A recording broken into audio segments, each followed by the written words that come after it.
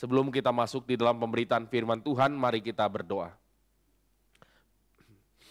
Bapa di dalam sorga, kami datang ke hadapan Tuhan, dan kami bersyukur karena Tuhan sudah menebus kami, Tuhan sudah melahirbarukan kami, dan memberikan kami keinginan yang baru di dalam Tuhan. Dan biarlah ya Tuhan, keinginan yang benar itu bertumbuh dalam hidup kami, sehingga kami pada akhirnya bisa membedakan mana yang kehendak Tuhan dan mana yang bukan, mana yang memuliakan, yang berkenan kepadamu. Itulah biarlah yang kami kerjakan. Kiranya Tuhan terus yang boleh menolong dan menopang kami, untuk kami boleh menjauhi setiap tantangan dan godaan dalam dunia ini yang berusaha untuk mengubah cara pandang kami yang sudah ditebus. Kami mohon anugerah Tuhan pada waktu kami merenungkan firman. Terima kasih Bapa, di dalam Tuhan Yesus kami berdoa. Amin. Mari kita membuka Alkitab kita dari Roma, pasal yang pertama, ayatnya yang ke-16 sampai yang ke-17. Roma pasal yang pertama, ayatnya yang ke-16 dan 17. Saya bacakan dua ayat ini buat kita sekalian. Sebab aku mempunyai keyakinan yang kokoh dalam Injil, karena Injil adalah kekuatan Allah yang menyelamatkan setiap orang yang percaya. Pertama-tama orang Yahudi, tapi juga orang Yunani. Sebab di dalamnya nyata kebenaran Allah yang bertolak dari iman dan memimpin kepada iman. Seperti ada tertulis, orang benar akan hidup oleh iman. Bapak Ibu Saudara sekalian, di dalam Alkitab terjemahan baru yang kedua, mungkin Bapak Ibu sudah punya, di dalam ayat 18 itu lebih tepat penterjemahannya adalah aku tidak malu akan Injil. I am not ashamed of the gospel. Ini sesuatu hal yang berbeda sekali nuansanya ya. LAI terjemahan yang pertama itu mengambil makna implisit dari terjemahan ini, sehingga dia bilang aku punya keyakinan yang kokoh dalam Injil ya. Tidak malu jadi keyakinan yang kokoh. Nah, kenapa Paulus bicara tidak malu? Kenapa dia bicara aku tidak malu? Karena kita harus sadar situasi jemaat mula-mula yang ada di Roma atau mereka yang ada di Roma itu adalah orang-orang yang minoritas, orang-orang yang tidak dihargai, orang-orang yang dianggap sekte. Ambil contoh ya, kayak kita misalnya ya ketemu orang saksi Yehova yang ketok-ketok pintu rumah kita misalnya. Sebagian orang Kristen mungkin ayo welcome masuk ke rumah lalu ngobrol-ngobrol diinjili. Tapi sebagian sudah langsung antipati dan muka langsung penuh dengan penolakan. Kadang ada yang takut ya, memang macam-macam lah ya saudara. Tapi ada yang langsung agak antipati gitu, agak rasanya kurang welcome dengan mereka. Nah ini adalah satu sudut pandang yang orang jemaat Kristen awal-awal di Roma itu mengalami yang namanya penghinaan, yang namanya minoritas, yang namanya adalah orang-orang yang tidak dihargai. Dan ini sangat relevan Bapak Ibu Saudara sekalian dalam konteks kita. Kenapa? Karena kita orang Kristen yang ada di Indonesia itu juga mengalami yang namanya minoritas. Kita juga mengalami yang namanya penganiayaan. Kita juga kadangkala mungkin merasa ragu untuk menyebutkan I am Christian. Kadang bisa terjadi hal seperti ini. Lalu berikutnya Bapak Ibu Saudara sekalian, kalau demikian relasi antara Roma dengan jemaat mula-mula saudara dengan kita itu masih ada kemiripan. Saya ambil contoh secara psikologi saja ya. Ini kalau orang semua di sini pakai baju hitam dan putih, kita sendiri pakai baju warna oranye misalnya.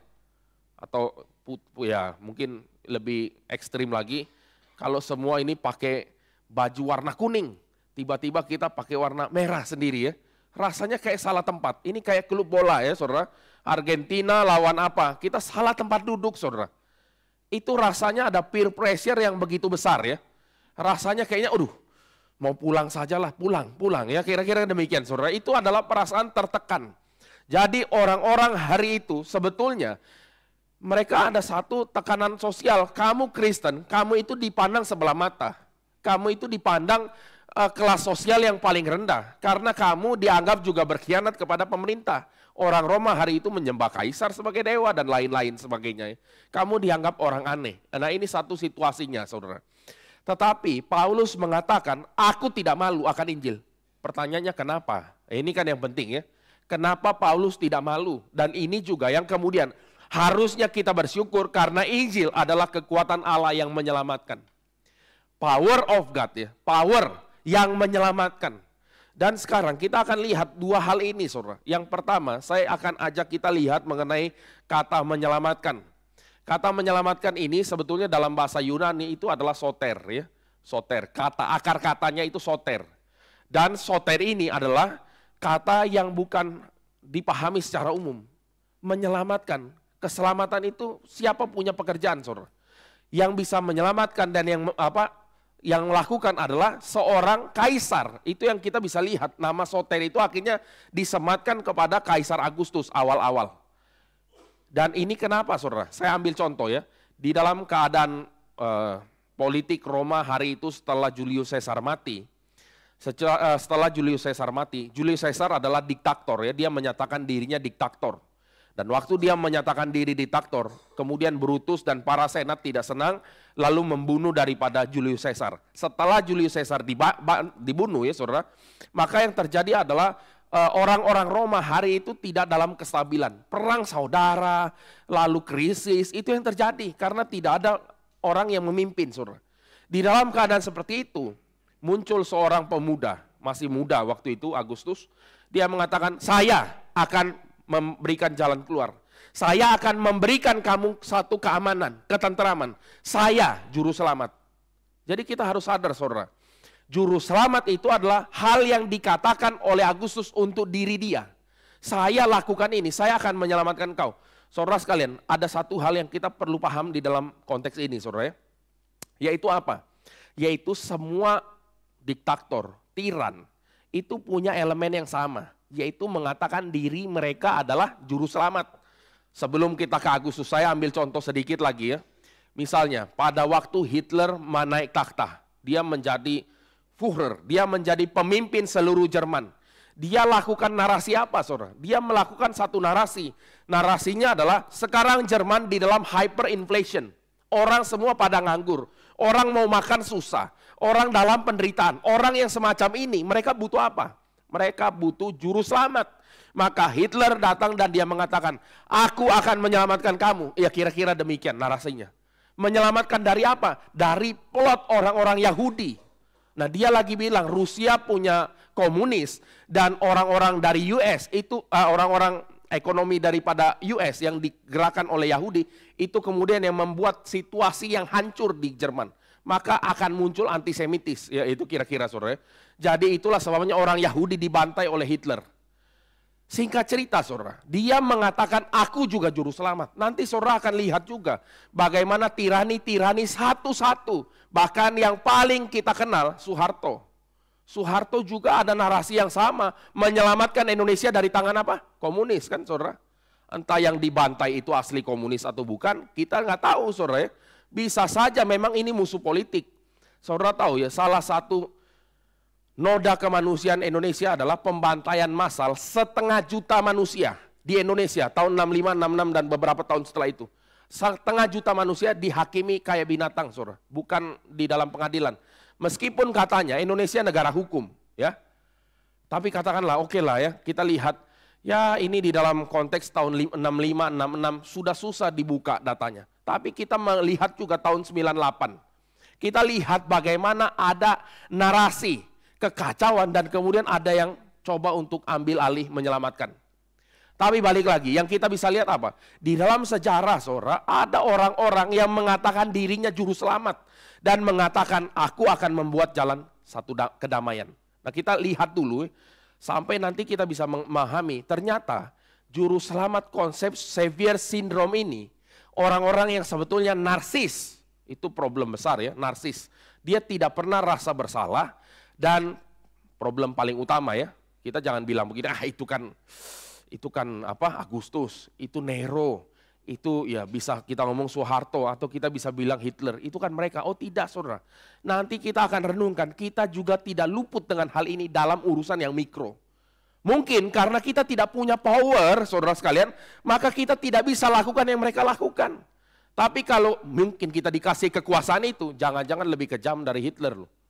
Jangan-jangan ya, bisa juga enggak, kan gitu ya. Tapi balik lagi, kita lihat ya, apa sebenarnya yang dilakukan oleh Agustus waktu dia kemudian mengatakan, akulah sotermu, juru selamatmu.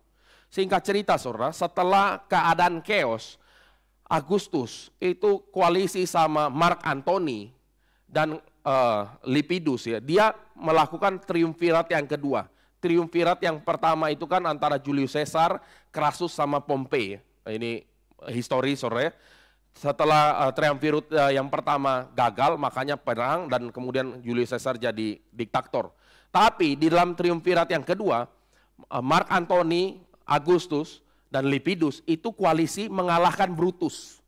Dan tahu saudara yang terjadi, mereka masing-masing bawa pasukan ratusan ribu orang. Masing-masing unjuk kekuatan. Berarti apa saudara? Ada satu elemen yang kita pelajari menjadi juru selamat di dalam versi dunia, itu unjuk kekuasaan dan kekuatan. Siapa yang hebat, itulah mereka yang bisa mengatakan aku juru selamat. Dan oleh sebab itu, mereka akhirnya bertempur di Filipi. Itu menjadi pertempuran yang terkenal, Battle of Philippi. Hari itu, ini menurut prediksi ya para ahli, kira-kira 100.000 orang mati hari itu. Di Filipi. Maka, nanti kalau kita ngomong tentang surat Filipi, maka orang-orang Filipi yang jadi orang di Filipi itu orang-orang yang punya dignity. Kenapa mereka punya dignity? Karena orang yang menang perang itu sama Agustus dikasih tempat namanya Filipi dan mereka dibebaskan pajak, mereka tidak bayar pajak. Itu veteran yang ada di menang perang pasukannya Agustus, mereka dikasih tempat di Filipi dan mereka tidak bayar pajak. Padahal yang tidak bayar pajak hari itu cuma segelintir orang saja biasanya, yaitu para imam atau orang-orang rohaniawan tidak dikenakan pajak. Dan orang-orang yang memang status kerajaan tidak dikenakan pajak. Selain itu harusnya kena, tapi hanya orang Filipi saja yang tidak dikenakan pajak. Maka itulah nanti sebabnya di Filipi Paulus bilang kewarganegaraan kita itu di dalam sorga. Dan inilah sebabnya nanti Paulus bilang di dalam Roma, dia bilang aku tidak malu akan Injil. Jadi kita bisa mulai melihat sedikit Bapak Ibu Saudara sekalian, kenapa ya alasan daripada Paulus bicara kewarganegaraan dan aku tidak malu, itu menjadi satu counter balance dalam pemikiran sosial hari itu, bahwa yang menjadi orang Roma itu bangga. Ambil contoh ya, ini susah sekarang, hari-hari ini susah ambil contoh. Kenapa? Karena beberapa dekade lalu, gampang, yang punya kewarganegaraan Amerika itu agak bangga. Punya green card, itu kayaknya orang kelas atas lah baru dapat green card. Sekarang kamu mau dapat green card, mau dapat apa, enggak peduli orang. Kenapa? Karena Amerika bukan apa-apa sekarang. Jadi kita bisa melihat saudara ya, ambil contoh lah. Di Amerika yang beberapa tahun lalu mereka masih super power, kuat. Menjadi warga negara sana atau paling enggak green card saja, udah bangga kok. Bangga sekali, saya ini orang Amerika. Ya ini anggaplah ilustrasinya beberapa tahun lalu saudara. Berarti orang menjadi, kamu menjadi orang di dalam Kristus ada dignitas enggak? Itu sebabnya Paulus bilang I am not ashamed of the gospel, karena aku tahu Injil inilah kekuatan yang menyelamatkan. Oh ini besar saudara ya. Kita balik lagi ya. Jadi setelah Agustus memenangkan peperangan itu, mati 100.000 orang. Di situ mulai ada namanya kedamaian. Di situ dia mengatakan, I am your savior, saya juru selamatmu. Dan kita bisa belajar dari sini apa saudara? Yang kita belajar, versi dunia, keselamatan itu adalah unjuk gigi dan kekuasaan. Tetapi semua ada waktunya. Dan kedamaian versi Roma, Pax Romana. Pax Romana itu apa? Yaitu kedamaian bagi warga Roma. Tetapi kita tahu saudara, pada waktu yang bersamaan, semua yang tidak sejalan dengan Roma, itu tidak ada kedamaian. Yang ada teror dan horor. Kita bisa lihat di dalam catatan sejarah, nanti di dalam zaman Nero saudara. Dia ini raja yang gila kalau kita ngomongnya. Bertahta dari tahun 54 setelah nanti Raja Claudius mati. Kemudian sampai tahun 68. Hanya 14 tahun saja dia porak-porandakan Roma. Kenapa saudara? Karena dia ada misi mau bangun satu legacy, yaitu yang namanya Domus Aurea atau The Golden House. Golden House-nya Nero sampai sekarang puing-puingnya masih ada. Kalau saudara pergi ke Roma saudara ya. Jadi wilayah Colosseum, Palatian Hill dan segala macam itu menjadi satu area rumahnya Nero. 80 hektar bangun rumah gimana? Gimana saudara? Kita dapat berapa kali berapa aja udah, waduh besar rumahnya ya, 100 meter persegi udah besar nah. Atau sebagian orang bilang masih kecil, 1000 meter deh. Udah gede ya saudara ya. Kurang. 10.000. Nah dia 80 hektar, ya kira-kira gitu. Jadi singkat cerita yang dilakukan oleh Nero sejalan dengan apa yang digaung-gaungkan dengan yang namanya kedamaian bagi Roma. Dan yang dilakukan adalah Nero kan kalau bangun rumah besar gitu, kamar ada 1.000 saudara. 1.000 kamar tidur. Sekali lagi ya, ini tidak bisa dibandingkan dengan konteks kita. 1.000 kamar tidur, itu berapa besar saudara? Jadi dia bangun semua ini perlu dana besar. Dananya dari mana? Dananya dari daerah-daerah yang dia jajah. Jajahan Roma hari itu dari Maroko, saudara, sampai benua Eropa itu hampir separuh benua Eropa itu semua dikuasai Roma.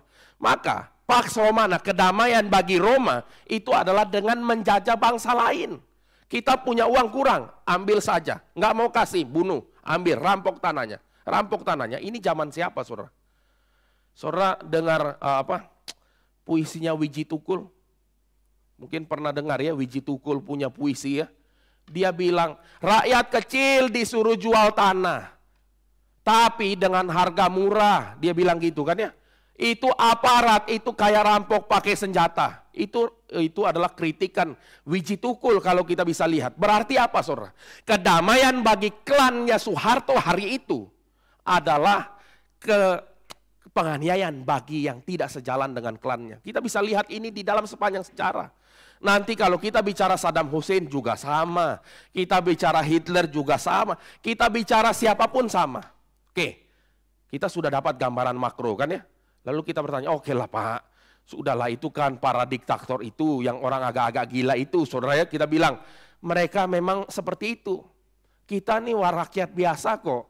Kita tidaklah melakukan sampai ada terminologi juru selamat bagi diri kita. Enggak lah Pak. Tapi saudara, sekarang kita mau masuk ke dalam mikro. Oke, kita memang tidak ada kekuasaan sebesar Nero. Kita memang tidak dihormati seperti Agustus. Kita tidak ditakuti seperti Hitler. Tetapi saudara, di dalam ranah yang kita punya, disitulah banyak orang yang bermain jadi Tuhan. Ambil contoh seperti ini ya. Ini biasalah, ini contoh klasik saudara ya. Kadang ada orang tua yang bilang ke anaknya, nak, kamu mau kuliah apapun enggak apa-apa, asal kedokteran ya nak. Itu kan mirip saudara ya. Ini juru selamat versi papa. Kenapa Pak harus begitu? Dengar saja. Kenapa Pak? Dengar. Oh, pokoknya sudah otoritas ya. Yang kedua, kamu menikah sama siapa juga enggak apa-apa nak. Asal satu suku. Itu sama saudara. Pokoknya kalau enggak, pokoknya tidak. Saya tidak akui kamu dan seterusnya. Jadi kita bisa lihat loh. Di dalam konteks hidup kita, di dalam ranah yang kecil yang kita punya kuasa, manusia akan punya tendensi untuk lakukan abuse of power. Kita akan selalu lihat ini di dalam sepanjang sejarah, saudara. Kita ambil contoh satu lagi ya. Memang menyedihkan kalau bicara ugly truth of Christianity. Kenapa ya orang-orang Eropa itu sudah antipati kepada kekristenan? Karena mereka lihat abuse of power ratusan tahun dilakukan oleh orang-orang yang kasih namanya Kristen. Perang salib yang inisiasi siapa? Paus-paus, saudara. Perang salib itu mati banyak orang, udah nggak dihitung berapa banyak mati. Atas nama apa? Atas nama agama. Bahkan ya, raja dicuci otak. Saya lupa Louis ke-16 atau siapa ya.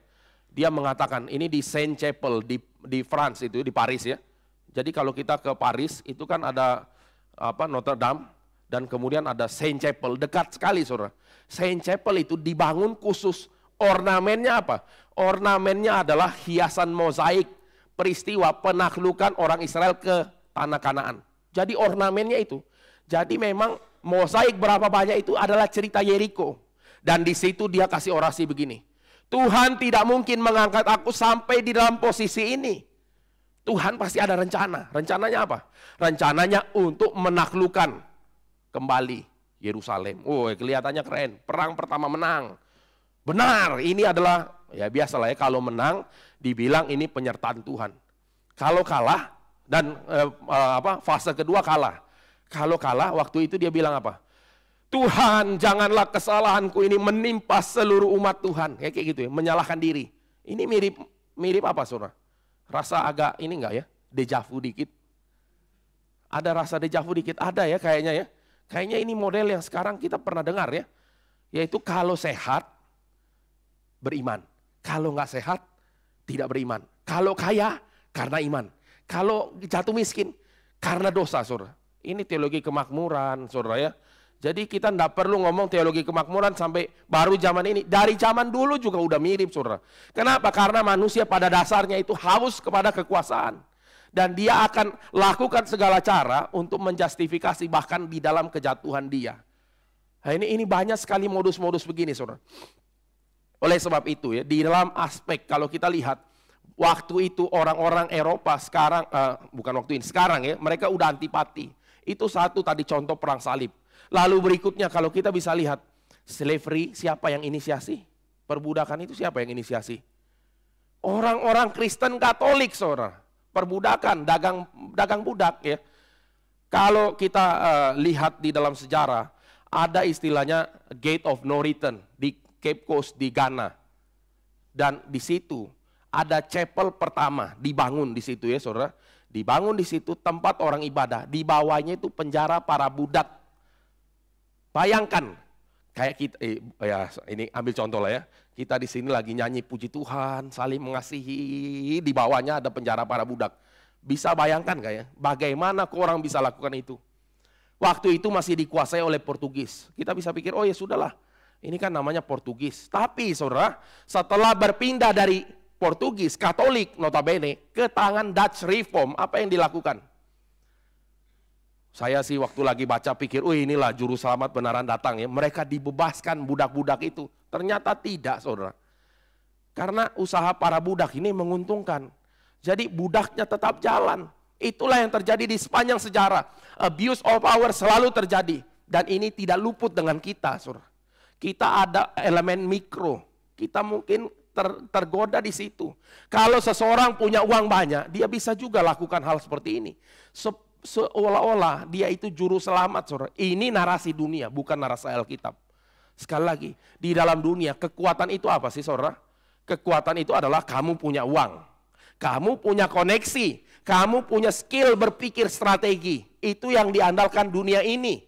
Dan bagaimanapun kita tidak imun, Bapak Ibu Saudara sekalian. Oleh sebab itulah kenapa penting sekali merenungkan bagian ini. Supaya kita meletakkan kita punya dasar di dalam kekuatan Allah yang menyelamatkan, yaitu Injil. Injil, saudara. Kita akan lihat narasi Injil akan beda dengan narasi dunia. Saya ambil contoh sekarang ya, saudara. Roma ini ditulis oleh Paulus. Paulus kok bisa tulis surat Roma? Jawabannya adalah karena ada Priscilla dan Aquila yang pindah karena diusir oleh Claudius hari itu. Jadi Claudius itu di tahun 49 Masehi ya saudara. Tahun 49 dia kasih peraturan seluruh orang Israel keluar dari Roma. Karena ada pemberontakan lah ya. Pokoknya keluar semua. Claudius bilang keluar. Tahun 49 Priscilla dan Aquila terdampak. Bapak Ibu Saudara sekalian, Claudius pakai tangan besi dia untuk memerintahkan orang Israel keluar. Jadi refugee tidak enak Bapak Ibu Saudara sekalian. Kita jadi pendatang asing, punya uang saja tidak enak loh. Ya misalnya ya, kalau kita, saya kan studi ke Belanda saudara. Kalau di Belanda masih enak, kemana-mana bahasa Inggris oke. Tapi setibanya sampai Jerman, kalau itu kota tidak terlalu besar saudara, tidak enak saudara. Nggak enaknya kenapa? Karena ya itu, mau ngomong pun tidak bisa, pakai bahasa Tarzan ya saudara. Ya gitu ya, makan. Pokoknya nggak enak saudara, suasananya nggak enak. Jadi refugee lebih parah lagi, uang tidak ada saudara. Kekuatan tidak ada, rasa minder tuh besar sekali, pendatang. Semua misalnya rambutnya warna lain, kita sendiri rambut warna hitam.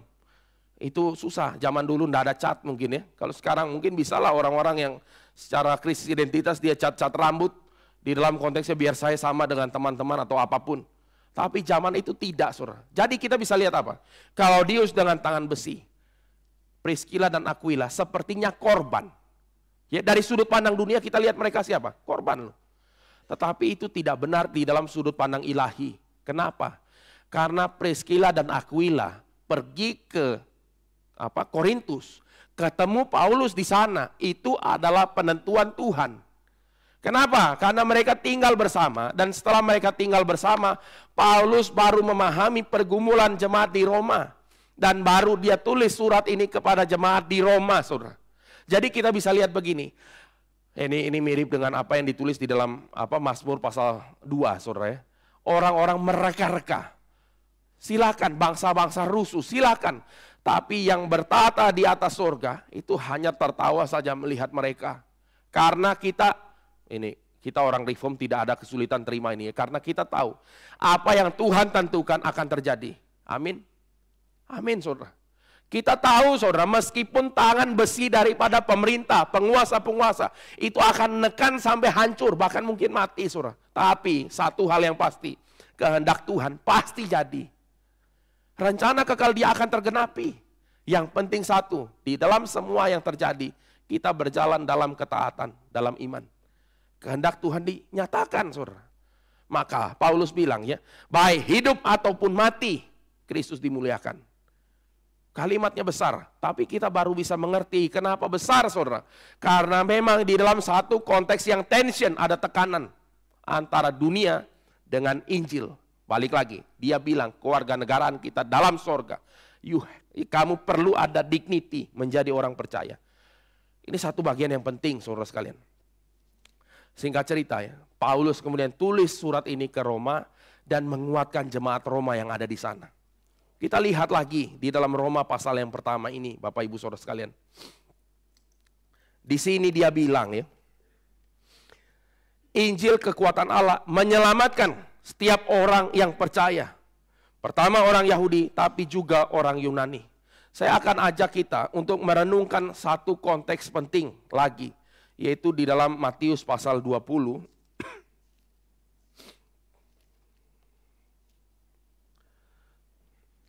Ayat 25 sampai 28. Untuk mengingatkan kita sekali lagi Bapak Ibu Saudara sekalian, natur daripada orang yang diselamatkan di dalam Injil itu seperti pesan Kristus ini. Ayat 25 saya bacakan ya. Tetapi Yesus memanggil mereka lalu berkata, kamu tahu bahwa pemerintah-pemerintah bangsa-bangsa memerintah rakyatnya dengan tangan besi. Dan pembesar-pembesar menjalankan kuasanya dengan keras atas mereka. Dengan keras ya, pembesar-pembesar menyatakan kuasa dengan keras. Tidaklah demikian di antara kamu. Barang siapa ingin menjadi besar di antara kamu, hendaklah ia menjadi pelayanmu. Ini paradoks. Dan barang siapa ingin menjadi terkemuka di antara kamu, hendak ia jadi hamba. Sama seperti anak manusia datang bukan untuk dilayani, melainkan untuk melayani dan untuk memberikan nyawanya bagi tebusan bagi banyak orang. Bapak Ibu Saudara sekalian, kita selalu baca bagian ini. Kita kalau ditanya ngerti enggak? Jawabannya ngerti. Tapi saudara, antara pengertian dengan yang dikerjakan hari-hari, biasanya ada gap besar sekali. Pertanyaan kenapa saudara? Saya ambil satu contoh ya, kita kan tahu istilah ateis teoritis ya, sama ateis praktis. Ateis teoritis adalah yang secara kognitif dia bilang Tuhan tidak ada.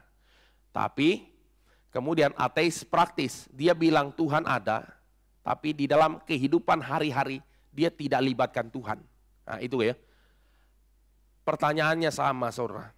Kita tahu bagian ini, tetapi kita tahu secara teoritis, secara praktek mungkin kebanyakan pengaruhi oleh dunia sampai gagal melihat bahwa kita ini tidak lakukan bagian kebenaran firman Tuhan. Oke, kita tanya, Pak, parameternya apa sih Pak? Untuk kita tahu kita ini sudah lakukan atau belum? Pertama saudara ya, kita harus mengacu kembali apa yang Kristus katakan di dalam khotbah di bukit. Ini tidak gampang saudara, tapi saudara sekalian kita tahu enggak, di dalam Matius 7 Tuhan Yesus sudah bilang, yang melakukan kehendak Bapakku dia yang akan diselamatkan. Bukan yang hanya berseru-seru Tuhan, Tuhan kami lakukan ini, itu. Bukan saudara. Tuhan Yesus bahkan bilang, enya kamu pembuat kejahatan. Berarti apa saudara? Berarti parameternya ada di dalam khotbah di bukit, salah satu aplikasi paling praktis saja. Tuhan Yesus bilang begini, waktu kamu mau ibadah, ini bahkan ya di dalam konteks orang Israel lagi mau persembahkan korban ya, tinggalin dulu. Itu enggak bisa loh saudara. Mana bisa mau korbankan sesuatu, ingat sesuatu pulang. Enggak bisa saudara. Tetapi Tuhan Yesus bilang, korban yang kamu kasih itu tidak lebih penting daripada kamu membereskan dulu apa yang masih menggantung di dalam hati. Dia bilang kan gini, kalau kamu ingat waktu kamu lagi mau beribadah, kamu ingat di dalam hatimu, ada saudaramu yang tersandung kah atau yang marah kah, bukan karena kita duluan ya, bahkan mungkin dia duluan. Alkitab bilang apa? Tinggalkan dulu itu dan pergi, selesaikan dulu urusanmu. Karena apa saudara? Karena itulah yang menjadi tanda bahwa kita adalah orang yang diselamatkan. Orang yang sudah ditebus dan diselamatkan, tandanya adalah dimampukan untuk melakukan yang Kristus perintahkan.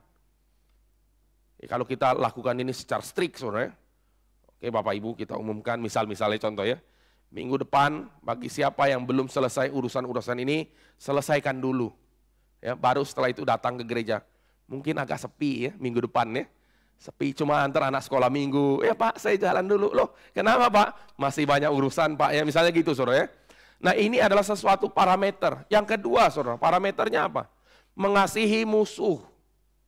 Kelihatannya sederhana, tapi kita tahu saudara, bahkan urusan di jalanan saja orang bisa tidak sabar loh. Dia bukan musuh, kita kenal pun enggak, cuma menjengkelkan sedikit saja. Itu contoh saudara. Bagaimana bisa mendoakan mereka yang menganiaya kita? Susah saudara. Tapi kita bisa lihat nggak buktinya ada di dalam orang-orang Kristen abad pertama? Ada. Kita baca Fox Books of Martyr. Di dalam abad-abad mula-mula dicatat saudara, bagaimana orang yang dianiaya berdoa bagi yang menganiaya sampai orang yang menganiaya bertobat. Coba bayangkan. Ini adalah kuasa Injil itu saudara. Jadi Injil itu berjalan, kuasa Injil dinyatakan bukan dengan kekuasaan ala manusia, tetapi dengan kuasa yang dari sorga yang memampukan orang dianiaya untuk memberkati yang menganiaya. Itu kuasa Injil. Berani, dimampukan untuk mengampuni, itu kuasa Injil saudara. Dimampukan untuk mengasihi, itu kuasa Injil. Itu kuasa Injil. Mencintai kebenaran, itu kuasa Injil saudara. Haus dan lapar akan kebenaran, ini itu kan khotbah di bukit saudara ya, kalau kita baca ya. Membawa damai dan segala macam. Orang yang lakukan ini adalah orang yang sudah menerima kuasa Injil. Menjadi pembawa damai tidak mudah saudara. Tidak mungkin sebetulnya. Hanya mungkin kalau orang itu di dalam Tuhan. Haus dan lapar akan kebenaran, itu juga tidak mungkin saudara. Hanya mungkin bagi orang yang di dalam Tuhan. Ambil contoh sederhana lah ya. Ini contoh sangat klasik saudara, kita tahu ya. Kalau kita punya uang, godaan untuk urusan birokrasi itu besar loh. Kalau bisa bayar ngapain? Ini sama kayak ujian SIM lah saudara ya. Ini masalah besar di negara ini memang. SIM itu bisa nembak. Makanya kecelakaan di jalan raya itu terjadi nggak karuan. Jadi satu kali saya sempat tes ujian SIM saudara. Saya dalam hati bersyukur. Wih ada teman loh ini. Cuma berdua. Ngobrol-ngobrol jawabannya dia kena. Oh kok ini Pak ujian juga? Saya tanya. Iya Pak, kalau saya ada duit saya nggak ujian. Hati kecewa langsung ya. Hati idealis tadi langsung luntur ya. Langsung sedih saudara. Tapi kita bisa lihat ya, godaan ini nyata loh. Karena kita tahu, kalau kita taat aturan saudara, kapan mau lulus? Kapan mau lulus? Gagal berkali-kali pasti saudara. Urusan balik nama lah, urusan STNK, BPKB itu urusan duit semua saudara.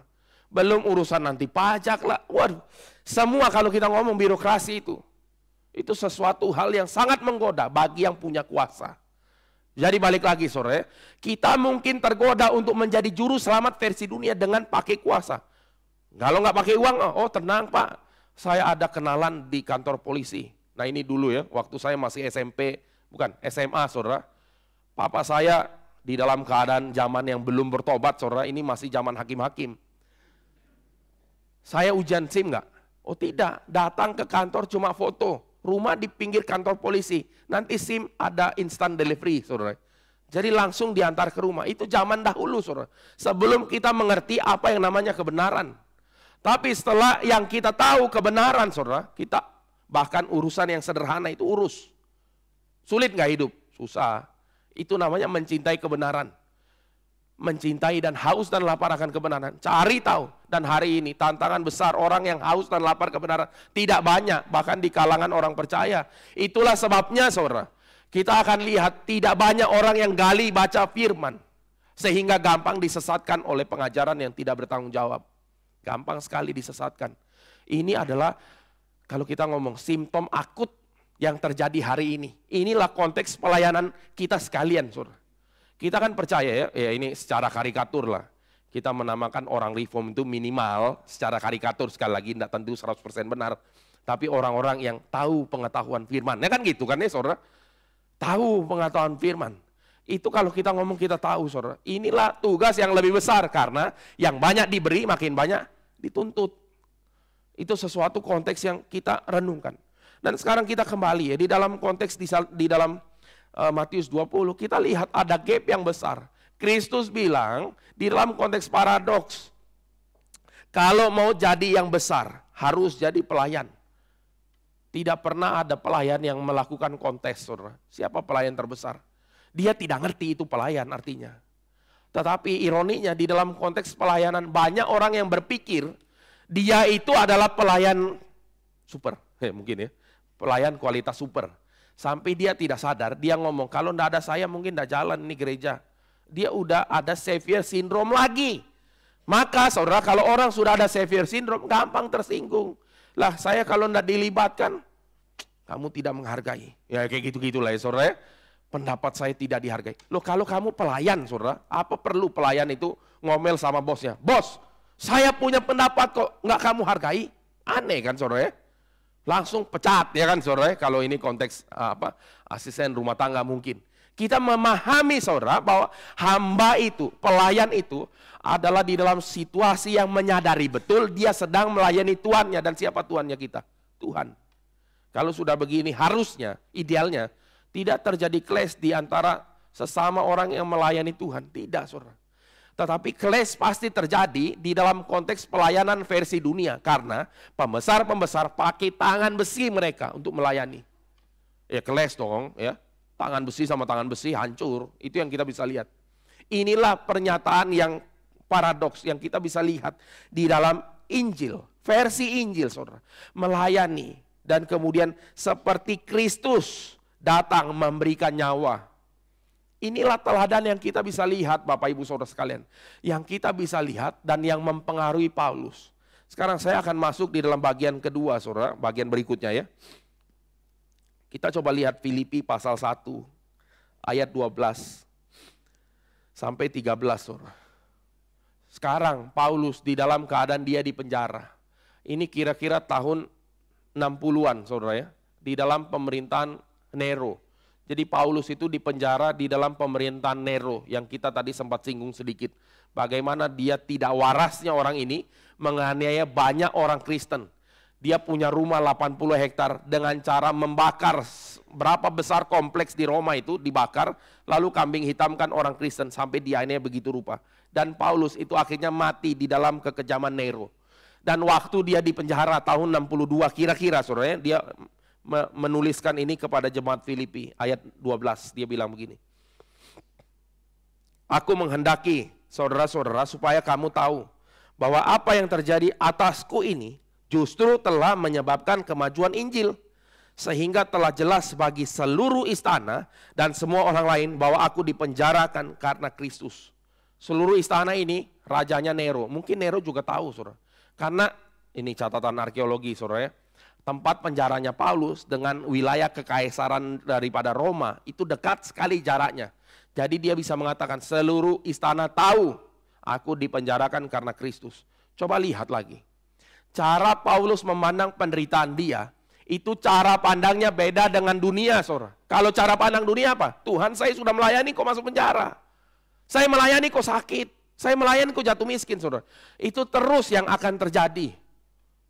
Sekali lagi ya, kita jangan mengkarikaturkan ini memang teologi kemakmuran itu apa ya, merusak.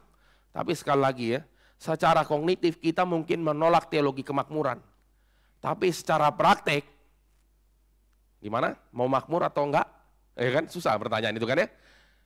Teologi kemakmuran itu secara praktek itu akan sangat lekat. Ambil satu contoh sebelum kita kembali ke sini saudara. Ambil satu contoh. Kalau orang bergumul mau mencari pekerjaan ya, biasanya kalau dia orang yang sangat capable, sangat mampu, dia akan bagi-bagi dulu dia punya CV ke beberapa perusahaan paling besar yang dia mungkin dapat. Betul kan ya? Biasanya tidak ke perusahaan paling kecil, ya kan gitu. Perusahaan yang paling besar yang dia mampu. Setelah ada panggilan mungkin 5 atau 3, nah di situ baru berdoa. Tuhan, mana yang menjadi kehendak Tuhan? Tunjukkanlah. Lalu dia doa lagi. Biarlah kehendak-Mu yang jadi, bukan kehendak-Ku Tuhan. Kelihatan rohani enggak saudara? Lumayan ya, lumayan minimal berdoa kan gitu. Tapi saudara kita harus tahu bahwa 3 ini adalah dia punya pilihan. Bukan bergumul dengan Tuhan, bukan. Dia kalau tidak berdoa pun saudara, dia akan dapat yang dia mau. Ya 3 itu sudah. Tapi dia berdoa pakai kalimat Tuhan Yesus lagi. Bukan kehendak-Ku tapi kehendak-Mu. Seolah-olah kelihatan rohani, tapi tujuannya apa? Supaya yang paling bagus Tuhan kasih ke saya. Saya ini 3 enggak tahu mana yang paling bagus. Oleh sebab itu Tuhan tolong kasih tunjuk. Yang paling bagus mana? Betul enggak saudara? Itu kan terjadi saudara. Padahal konteks perkataan Tuhan Yesus di Taman Getsemani apa? Konteksnya adalah ketaatan di dalam menerima jalan salib. Beda sekali dengan yang dilakukan kebanyakan orang dalam berdoa.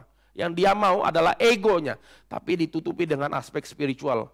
Sehingga bolehlah ngomong waktu sudah masuk di dalam pekerjaan, memang ada pimpinan Tuhan. Kan enak ngomong gitu kan ya.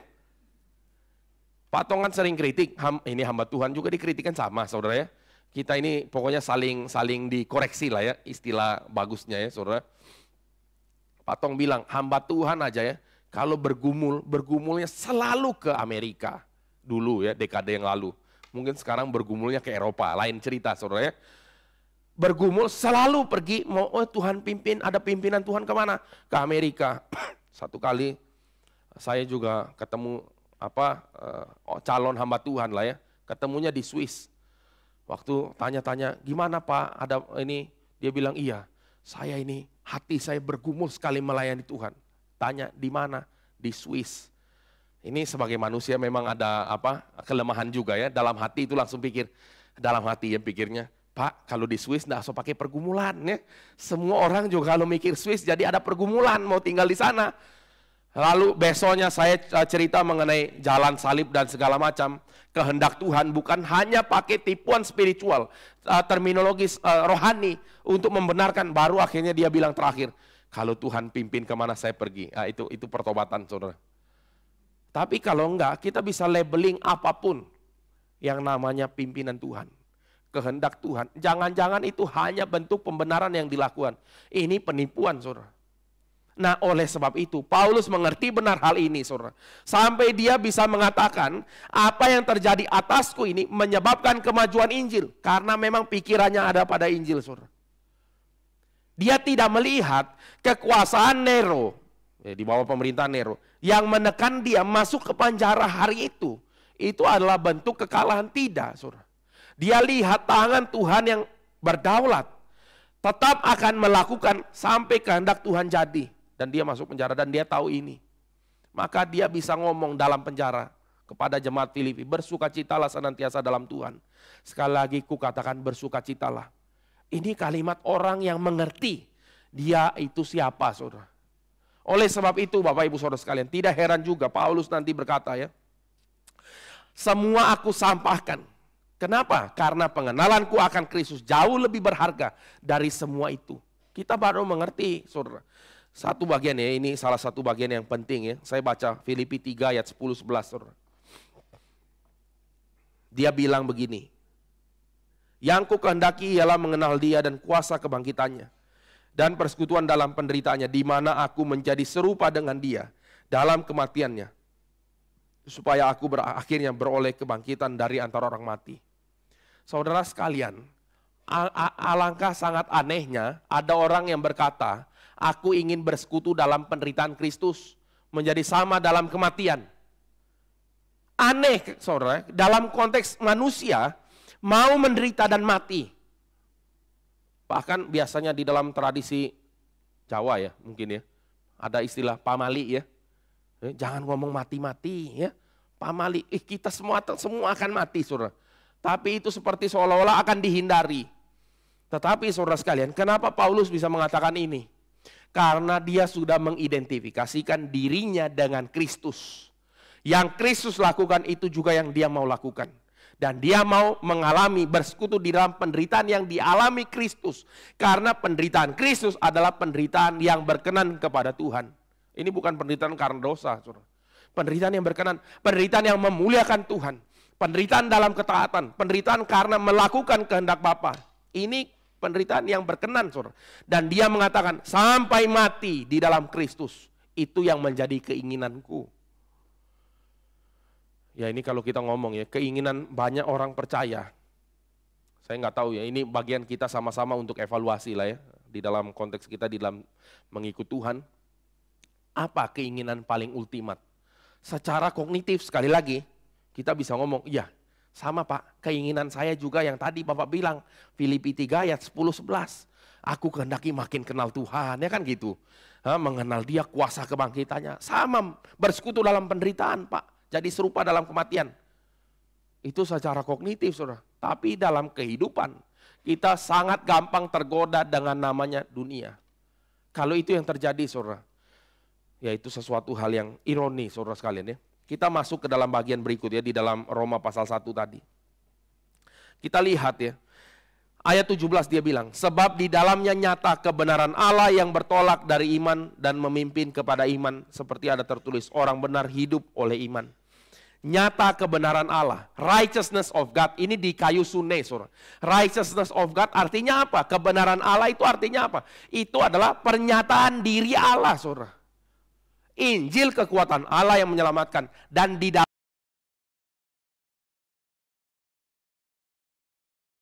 semua orang yang menghidupi Injil, saudara, itu sedang mempernyatakan kuasa Kristus dan kebenaran Allah di dalamnya. Besar sekali, saudara. Kita ini, kita mungkin sudah tahu, kita adalah wakil Tuhan, ya, Laskar Kristus, segala macam ya. Kita tahu kita adalah representatif Tuhan, saudara. Tapi keberadaan kita menyatakan Allah sendiri. Itu sesuatu yang besar, saudara sekalian. Kebenaran Allah dinyatakan di dalam hidup orang yang percaya kepada Dia. Inilah yang kita kumulkan, saudara. Dan ya ini kalau kita singkat ya, karena Paulus mengutip ini dari Habakuk pasal 2 ayat 4. Di mana Habakuk pasal 2 ayat 4 itu mengkisahkan orang benar yang hidup dalam satu penderitaan pergumulan yang besar. Orang bisa melewati pergumulan yang besar, mengalami ketidakadilan dan segala macam penganiayaan seperti yang dialami oleh Habakuk, seperti orang Kristen yang ada di Roma, mereka dipermainkan oleh Nero dan kekejamannya. Orang-orang semacam ini hanya mungkin berkata dipimpin di dalam Tuhan, pimpin iman menuju kepada iman. Hanya mungkin kalau dia di dalam Tuhan, saudara. Dia akan bisa melihat seperti Aquila tadi, Priscilla Aquila. Meskipun dianiaya, saudara, mereka pada akhirnya akan menggenapkan kehendak Tuhan. Dan mereka pada waktu menjalankan itu di dalam iman, dan mereka akan lihat dan terus berjalan, saudara. Itulah dari iman kepada iman, from faith to faith. Ini perjalanan besar, saudara. Dan Tuhan menyelamatkan itu bukan hanya menyelamatkan kita penting mati masuk surga. Bukan, saudara. Tapi the whole body, the whole person, saudara. Makanya Paulus bilang ya, persembahkanlah tubuhmu sebagai persembahan yang hidup, yang kudus, dan yang berkenan kepada Tuhan. Bukan cuma jiwa, mati yang penting masuk surga. Bukan, saudara. Tapi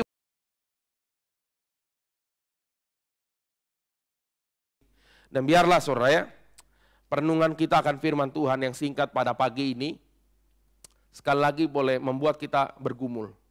Ambil waktu, saudara sekalian. Ambil waktu untuk kita melakukan satu introspeksi, evaluasi. Saya ini posisinya bagaimana? Apakah saya sebetulnya tergoda juga ala dunia tadi? Kekuatan yang menyelamatkan, Savior Syndrome ya. Di dalam konteks tergoda, atau kita memang sudah bergumul dan mencoba berjalan di dalam Tuhan. Kita bukan korban dalam dunia ini, saudara. Kita bukan korban. Kita adalah wakil Allah yang menyatakan kehendak Dia. Maka Paulus bisa bilang, kita seperti domba sembelihan kan, tapi kami lebih daripada pemenang, more than conquerors. Itu kalimat besar, saudara.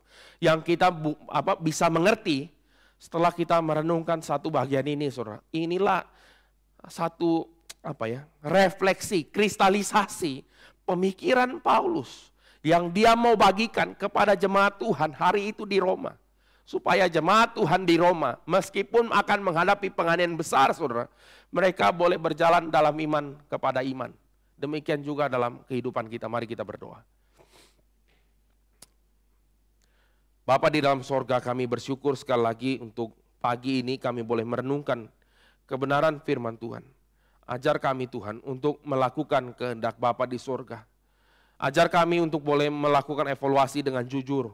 Sehingga kami mengetahui Tuhan, apa yang kami hidupi adalah daripada Tuhan. Bukan hasil pembenaran dan rekayasa kami sendiri. Kami berdoa Tuhan juga yang kuatkan kami dalam menghadapi tantangan pergumulan sepanjang kehidupan kami. Sehingga sungguh Kristus dimuliakan dan ditinggikan dalam hidup kami. Tolonglah setiap kami Bapa. Dan biarlah sekali lagi kuasa Allah yang menyelamatkan itu menjadi nyata dan kebenaran Tuhan juga dinyatakan di dalam kehidupan setiap kami. Di dalam nama Tuhan Yesus Kristus kami berdoa. Amin.